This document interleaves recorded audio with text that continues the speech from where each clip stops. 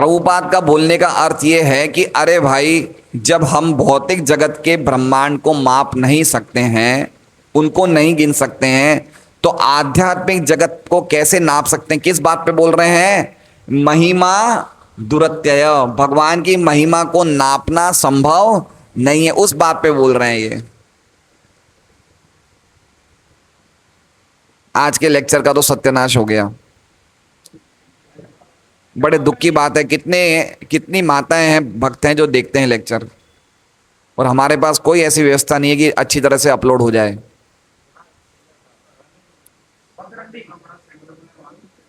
हैं? हर एक से संभव नहीं है हजरत बाबू। अब कोई वेसु में रहता है, किसी कोई लेडीज है, अकेली है। हम लोग भाग्यशाली हैं जो ऑफलाइन सुन रहे हैं, लेकिन हर एक जना ऑफलाइन नहीं सुन सकता है। अभी सुनीता माता जी, इनकी इच्छा है रोज आने की, लेकिन नहीं आ पाते। कड़ोदरा में रहते ना, अकेले लेडीज हैं, लेकिन एटलीस्ट कम से कम ऑनलाइन पे तो सुन सकते हैं ना। कितने बाहर के लोग सुनते हैं, कितने बाहर के लोग। ये रामगति प्रभु का मेरे पास व्हाट्सएप आता है, मैं आपका रेगुलर आपका सुन के मैं लेक्चर देता हूँ। तो हमें समझना चाहिए कितनी कीमती है लेक्चर ये।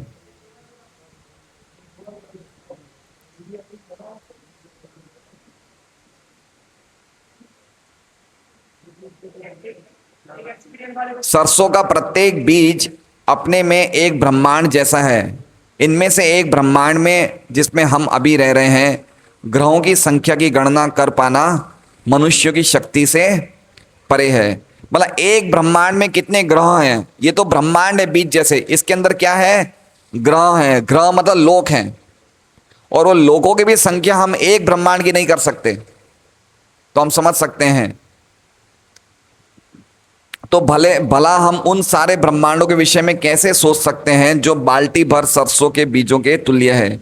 यही नहीं, आध्यात्मिक आकाश में ग्रहों की संख्या भौतिक आकाश की तुलना में कम से कम 3 गुनी अधिक है। ऐसे ग्रह आध्यात्मिक होने के कारण भौतिक गुणों से परे होते हैं, अतः वे केवल विशुद्ध सत्व गुण से बने हुए होते हैं। इन लोकों में आध्यात्मिक आनंद ब्रह्मानंद का बोलबाला रहता है।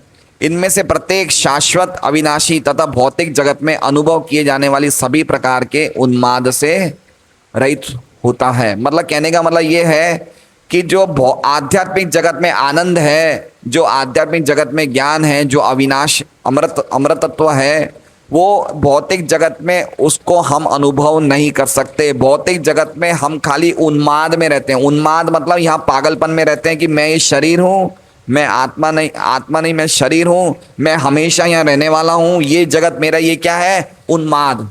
उन्माद मतलब ये पागलपन है, ये पागलपन है। हम लोग पागलपन वाला जीवन जी रहे हैं, ये बता रहे हैं। और आध्यात्मिक जगत ये उन्माद से रहित है। इनमें से प्रत्येक ग्रह स्वतः प्रकाशित है, और लाखों भौतिक सूर्यों के प्रकाश से यदि हम अनुमान लगा सकें, कहीं अधिक चकाचौंध वाला है। मतलब एक सूर्य की जो प्रकाश है, उससे लाखों सूर्य के प्रकाश के भी बराबरी नहीं कर सकता, इतना आध्यात्मिक जगत का प्रकाश है। इतने जगत लाइट से प्रकाशित है वहाँ पे, इतना लाइट है वहाँ पे, इतनी प्रकाश है वहाँ पे। उन ग्रहों के निवासी जन्म, मृत्यु, जरा तथा रोग से मुक्त होते हैं, और उन्हें हर वस्तु का पूर्ण ज्ञान होता है। मतलब वहाँ के निवासियों को ना जन्म होता है, ना मृत्यु आती है, ना बीमारी आती है, ना बुढ़ा। वो जवान रहते हैं, हमेशा जवान। कोई बालों को डाई वाई करने का कोई चक्कर नहीं है, कुछ भी नहीं है। वहाँ पे हमेशा जवान रहते हैं। चैतन्य चरितामृत में काफ़ी जगह वर्णन है कि वहाँ के निवासी कैसे लगते हैं। बिल्कुल उनकी आंखें हैं, इतनी बड़ी बड़ी आंखें होती है। चेहरे पे क्या, चेहरा थोड़ा सा श्याम होता है, कलर थोड़ा श्याम होता है, बड़े बड़े कान होते हैं, बहुत सुंदर दिखते हैं वहाँ के निवासी। जैसे अजामिल को लेने 4 विष्णुदूत आए थे, तो विष्णुदूत का वर्णन है, कितने सुंदर लग रहे थे विष्णुदूत। तो ये उनका वर्णन है।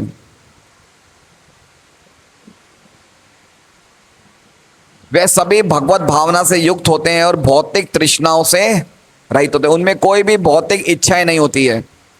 उन्हें उन परमेश्वर नारायण की दिव्य प्रेममय सेवा के अतिरिक्त और कुछ नहीं करना होता, जो ऐसे वैकुंठ ग्रह के अधिष्ठाता शिव विग्रह है। वे मुक्तात्मा सामवेद के गीतों के गायन में निरंतर व्यस्त रहते हैं। वेदे सांगपद क्रमोपनिषेद गायंती यम सामगा, वे सब पांचों उपनिषदों के साक्षात रूप हैं। त्रिपाद विभूति जो श्री भगवान की अंतरंगी शक्ति का 75% है। भगवान का धाम भौतिक आकाश से बहुत परे हैं। मतलब कहने का मतलब कि वहाँ के निवासी क्या करते हैं, हमेशा भगवान के गुणगान में लगे रहते हैं, हमेशा उनका और कोई काम ही नहीं है, आनंद में जीते हैं। कभी कोई विमानों में उड़ रहा है, जैसे हमने देखा चित्रकेतु विमान में उड़ रहे थे, भगवान का गुणगान कर रहे थे। तो हमें ऐसी जगह जाना चाहिए, नहीं जाना चाहिए? जाना चाहिए ना। तो उसके लिए हमें क्या प्राप्त करना चाहिए? अमृतस्य और अभयस्य। और अमृतस्य और अभयस्य कब प्राप्त होगा? भगवान की शरणागति से। किससे प्राप्त होगा? जब तक भगवान की शरण में नहीं आएंगे ये दो चीज प्राप्त नहीं होगी। तो देख लीजिए भगवान का भक्त बनने की क्या कीमत है, क्या वैल्यू है भगवान का भक्त बनने के लिए, कि वो अमर बन जाता है और अभय हो जाता है, उसमें अभयता आ जाती है। तो भगवान की शरण में जाने को हमें कभी भी हल्के में नहीं लेना चाहिए, बहुत बड़ी बात है, बहुत बड़ी बात है। और वो हमें पूरा अवसर मिला है कि हम ऐसा जीवन जी सके। लेकिन सबसे पहले क्या है? भगवान की शरण ग्रहण करनी चाहिए। और चैतन्य महाप्रभु तो इतने उदार हैं, वो कहते हैं कि अगर आपने शरण ग्रहण भी नहीं करी है, लेकिन दो काम कर लीजिए। कितने काम? दो काम। अगर ये कर लेंगे तो आपका शरण ग्रहण करने की भावना मन में आ जाएगी। कौन से दो काम कह रहे हैं? निरंतर नाम लो कर तुलसी सेवन, अचिरात पावे तबे कृष्ण प्रेम धन। मतलब निरंतर नाम लो, हरे कृष्णा कृष्णा कृष्णा हरे हरे, हरे नाम, और कर तुलसी सेवन।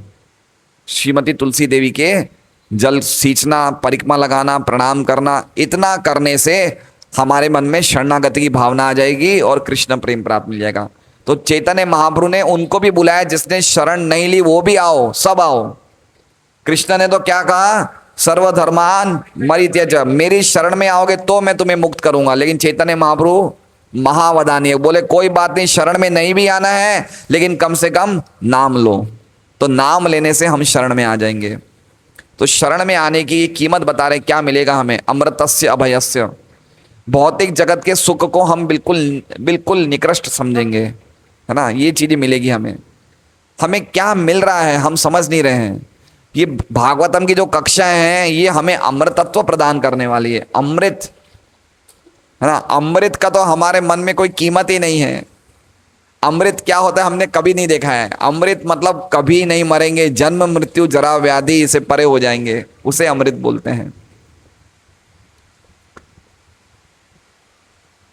किंतु जब हम एक पाद विभूति की बात करते हैं जो 25% होता है और श्री भगवान की बहिरंगी शक्ति का बना होता है, वो भौतिक जगत के गोलक को सूचित करता है।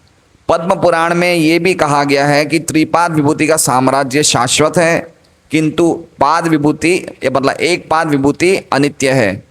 इस दिव्य साम्राज्य में श्री भगवान तथा उनके शाश्वत सेवकों के स्वरूप शाश्वत होते हैं और वे शुभ, अच्युत, आध्यात्मिक तथा चीर युवा रहते हैं।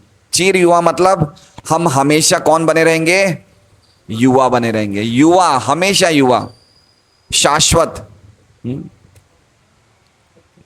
दूसरे शब्दों में वहां पर जन्म मृत्यु जरा तथा रोग नहीं होते हैं। ये शाश्वत स्थान दिव्य आनंद, सौंदर्य तथा सुख से परिपूर्ण रहता है। इसी तथ्य का समर्थन श्रीमद् भागवतम के इस श्लोक से भी हुआ है और इसमें दिव्य प्रकृति को अमृत कहा गया है। जैसा कि वेदों में वर्णित है, उतामृतस्वस्येषान, ये पुरुष शुक्ति का शब्द ले रहे प्रभुपाद। परमेश्वर अमरत्व के स्वामी हैं। दूसरे शब्दों में श्री भगवान अमर हैं और चूंकि वे अमरत्व के स्वामी हैं अतएव वे अपने भक्तों को अमरत्व प्रदान कर सकते हैं। देखिए श्री विश्वनाथ चक्रवर्ती ठाकुर की टीका से लेकर हैं प्रभुपाद, चूंकि वो अमरत्व के स्वामी है तो क्या करेंगे? अपने भक्तों को जो उनकी सेवा में लगे उनको क्या प्रदान करेंगे? अमरत्व। तो किनको अमरत्व चाहिए? हाथ खड़ा करें। देवता वाला अमरत्व चाहिए या भगवान के शुद्ध भक्तों वाला? तो समझ गए क्या अंतर है? स्वर्गलोक का अमरतत्व और भगवान के धाम का अमरतत्व दोनों में अंतर है। एक अमर बनना में भय भी है और दूसरे अमर बनने में भय नहीं है। देवताओं के अमर हैं लेकिन वो भयभीत हैं, लेकिन भगवान के भक्त को जो अमरत्व प्राप्त होता है उसमें निर्भयता होती है, उसमें भय नहीं होता है। श्रीमद् भगवद गीता 8.16 में श्री भगवान ये भी विश्वास दिलाते हैं कि जो भी उनसे इस अमरत्व के धाम को उनके इस अमरत्व के धाम को जाता है वो फिर कभी इस त्रितापमय मर्त्य लोक में वापस नहीं लौटता है। श्री भगवान उस संसारी स्वामी की तरह नहीं है जो न तो कभी अपने अधीनस्थों के साथ संभाव से भोग करता है, न अमर होता है, न अपने अधीनस्थों को वो अमरत्व प्रदान कर सकता है। देखिए इसमें दो चीज़ बताइए। एक तो यहाँ के स्वामी हैं, यहाँ के स्वामी मतलब देवता या बड़े धनी व्यक्ति जिनके पास अनाप शनाप ऐश्वर्य है, उनके यहाँ पे कोई नौकरी करेगा, उनके साथ वो व्यक्ति वो सेठ उस व्यक्ति के साथ खाएगा क्या? है ना, नहीं करेगा। ना ही सेठ अपने जैसा ऐश्वर्य उसको देगा क्या? नहीं देगा ना। लेकिन भगवान उसके साथ खाएंगे जैसे वृंदावन में खाया था। और अब जो उनका ऐश्वर्य वो का वो ऐश्वर्य किसको देंगे? अपने भक्तों को। भगवान अपने भक्तों को सब कुछ दे देते हैं। तो दोनों सेठों में अंतर है नहीं है। भौतिक जगत के सेठ नहीं देते हैं, लेकिन भगवान के धाम में भगवान अपने भक्तों को सब कुछ दे देते हैं। समस्त जीवों के नायक परमेश्वर अपने भक्तों को अपने व्यक्तित्व के सारे गुण प्रदान कर सकते हैं जिनमें अमरत्व तथा आध्यात्मिक आनंद भी सम्मिलित है। समझ रहे हैं? आध्यात्मिक आनंद सम्मिलित है। भौतिक जगत में समस्त जीवों के हृदयों में सदैव चिंता या भय सवार रहता है। हम लोग सब हमेशा डरे हुए रहते हैं, हमेशा, है ना। भविष्य का डर हमेशा बना रहता है हमारे में। हमें हमेशा चिंताओं से युक्त रहते हैं। तो चिंताओं से मुक्त होना, भगवान, भय से मुक्त होना, शोक से मुक्त होना, मोह से मुक्त होना, ये खाली भगवान के भक्त को ही होता है और किसी को नहीं होता है। किंतु भगवान स्वयं परम निर्भय होने के कारण निर्भयता का ये गुण अपने शुद्ध भक्तों को भी प्रदान करते हैं। संसारी अस्तित्व स्वयं में एक प्रकार का भय होता है, मतलब हमारा अस्तित्व ही भय है ना। भयम द्वितीय निवेशत स्यात्। हमने शरीर ग्रहण करते ही हमें भय चालू हो जाता है। प्रहलाद महाराज बोलते हैं जैसे ही हम ये शरीर ग्रहण करते हैं हमारे मन में क्या चालू हो जाता है? भय चालू हो जाता है, डर चालू हो जाता है। ये संसार में अस्तित्व ही एक भय का प्रतीक है, क्योंकि सारे जीव जन्म, मृत्यु, जरा तथा रोग से सदा भयभीत रहते हैं। इस भौतिक जगत में सदैव काल का प्रभाव बना रहता है जिससे वस्तुएं एक अवस्था से दूसरी अवस्था को प्राप्त होती है। और जो जीव मूलतः अविकार होता है वो समय के प्रभाव से परिवर्तित होने के कारण बहुत दुख झेलता है। देखिए क्या बात, बहुत अच्छी बात लिखी है। क्या बता रहे हैं प्रभुपाद कि हम लोग भी वैसे मरने वाले, ऐसे तो हम भी अमर ही हैं। देखा जाए तो हम भी अमर ही हैं। आत्मा है तो हम, आत्मा तो अमर रहती है, लेकिन चूंकि काल का प्रभाव है इसलिए नहीं चाहते हुए भी हमें बदलना पड़ता है। अभी भी कुछ बड़े बड़े लोग होते हैं ना, वो जब बगीचे से पास होते तो देखते हैं बच्चे लोग फुटबॉल खेल रहे हैं या बैडमिंटन खेल रहे हैं तो उनके मन में भी आता है कि मैं भी खेलूं। क्यों? क्योंकि वो अपने आप को बूढ़ा नहीं समझता है। वो चाहता है मैं हमेशा ऐसे ही बना रहूं, है ना। हमेशा व्यक्ति चाहता है कि मैं हमेशा खेल कूद करूं या जवान बना रहा हूं, मैं बूढ़ा नहीं होना चाहता हूं। लेकिन काल के प्रभाव से वो उसको बूढ़ा बनाया जाता है, बीमारियां आई जाती है, मृत्यु आती है। इसलिए समझना चाहिए कि हम लोग काल के प्रभाव से हमेशा भयभीत रहते हैं इस जगत में। क्या इससे निकलने का रास्ता है? क्या रास्ता है? भगवान की शरण में जाना, यही रास्ता, और कोई रास्ता नहीं है। ये बात समझनी चाहिए। किंतु शाश्वत काल के परिवर्तनशील प्रभाव भगवत धाम में अनुपस्थित रहते हैं। अतएव ये समझना चाहिए कि उस पर काल का प्रभाव नहीं पड़ता, जिसके कारण वहां किसी प्रकार का भय नहीं। तो काल का प्रभाव भगवान के धाम में नहीं है। वहां पे कोई भी चीज वर्तमान, भूत या भविष्य वहां पे नहीं है। काल है लेकिन प्रभाव नहीं है। यहाँ पे काल का प्रभाव है, लेकिन वहां पे कोई प्रभाव नहीं। वहां पे समय भगवान की लीलाओं को और ज्यादा वर्धन करता है, और ज्यादा बढ़ाता है, लेकिन यहाँ पे समय हम सबको क्षीण कर देता है। इसलिए जो व्यक्ति अपने काल का उपयोग या समय का सदुपयोग भगवान के नाम संकीर्तन में, भगवान के गुणगान में लगाएगा, भगवान की भक्ति में लगाए, तो उस पर भी काल कुछ फर्क असर नहीं कर सकते। हम पढ़े ना भागवत में, पहले पढ़े ना उत्तम श्लोक, आयुर्हरति वै पुंसाम, जिसके जो भगवान का गुणगान करता है, उत्तम श्लोक की वार्ता का गुणगान करता है, उसकी आयु काल क्षीण नहीं कर सकता है। ये बात समझनी चाहिए। भौतिक जगत में तथाकथित सुख मनुष्य के 100 कर्म का फल है। अब किस बात पे बोल रहे हैं? अन्नम पे। ध्यान से पढ़े, किस पे बोल रहे हैं? अन्नम, 100 कर्म है ना, 100 कर्म। भौतिक जगत में तथाकथित सुख मनुष्य के 100 कर्म का फल होता है। कोई मनुष्य अपने कठोर श्रम के बल पर धनवान बन सकता है और ऐसे अर्जित सुख की अवधि के विषय में सदैव भय तथा आशंका बनी रहती है। किंतु भगवत धाम में किसी को सुख प्राप्त करने के लिए प्रयास नहीं करना पड़ता है। सुख तो आत्मा का स्वभाव है। देखिए क्या सुंदर बात कह रहे हैं। क्या पॉइंट कहने का है कि यहाँ पे हमें मेहनत करके सुख मिलता है, लेकिन वो मेहनत से सुख नहीं मिल रहा है। सुख तो हमारे प्रारब्ध में लिखा है उससे मिल रहा है, और वो सुख भी भौतिक सुख है, तथाकथित सुख है, सच्चा सुख नहीं है। समझ रहे हैं बात को? यहां से यहां व्यक्ति सुख को कमा रहा है।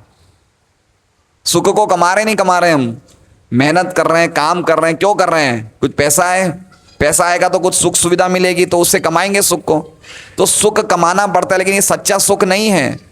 क्यों? क्योंकि ये खत्म हो जाएगा, कुछ समय का है, फिर खत्म हो जाएगा।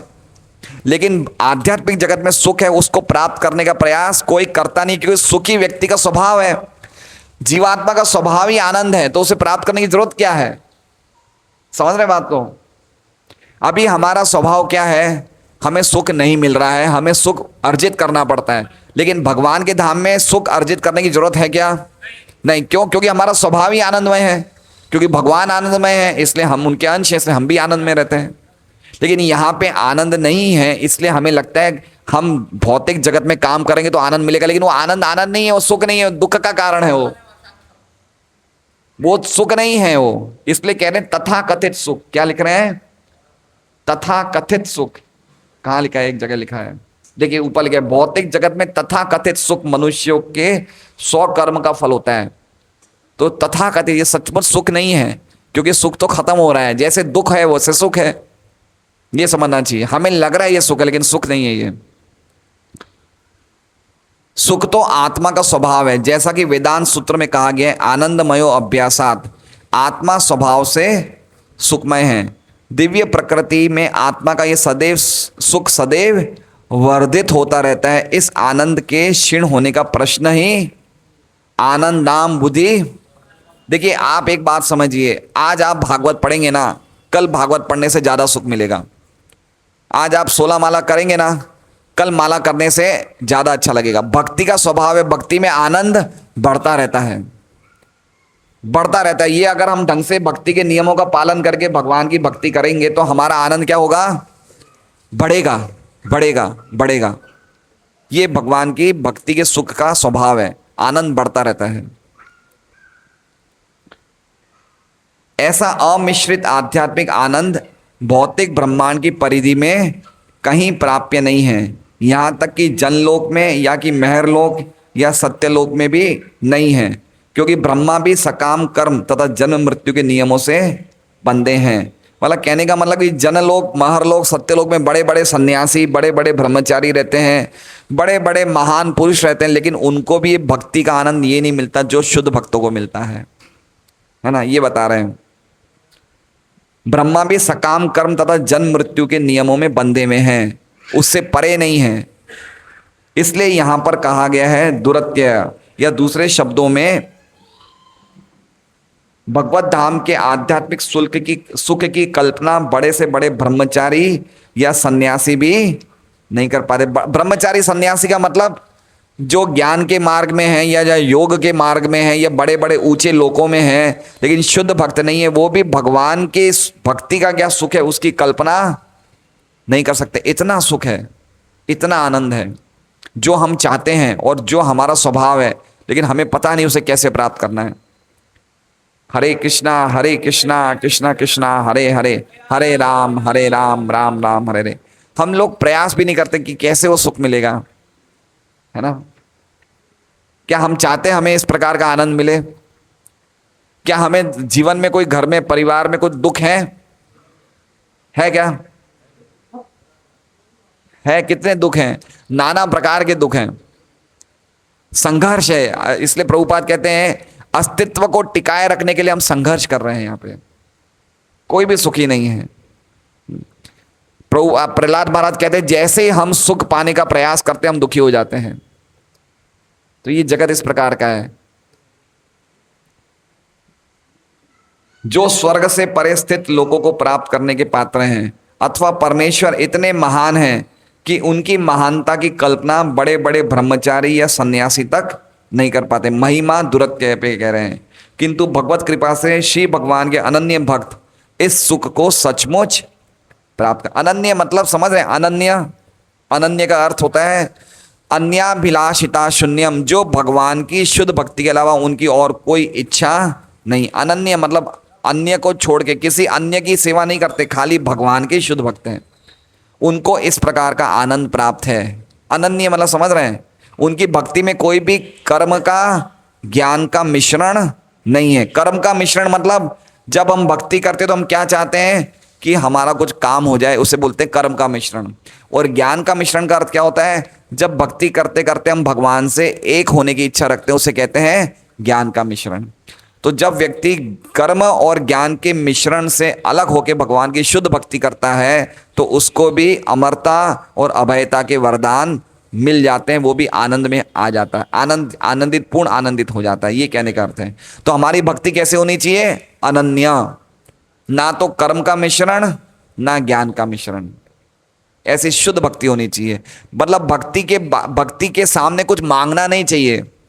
भक्ति करने के लिए भक्ति करनी चाहिए। हम हरे कृष्णा क्यों बोलते हैं? हम भगवान का नाम का जप क्यों करते हैं? भगवान से सेवा मांगना और ज्यादा नाम करें, इसलिए नाम जप करने से और ज्यादा नाम करने की इच्छा है, यही इच्छा होनी चाहिए। नाम के सामने कुछ मांगना नहीं चाहिए। वो शुद्ध भक्ति नहीं है, वो मिश्रित भक्ति है। तो जो आनंद मिलना चाहिए वो शुद्ध भक्ति से मिलता है, मिश्रित भक्ति से वो आनंद नहीं मिलता है। मिलेगा थोड़ा बहुत सुख मिले, लेकिन आनंद नहीं मिलेगा, वो शुद्ध भक्ति से मिलेगा। हरे कृष्णा। श्रीमद् भागवतम की जय। शील प्रभुपाद की जय। हरे राम राम राम हरे हरे। तो बहुत ही अद्भुत श्लोक हैं ये सब। और ये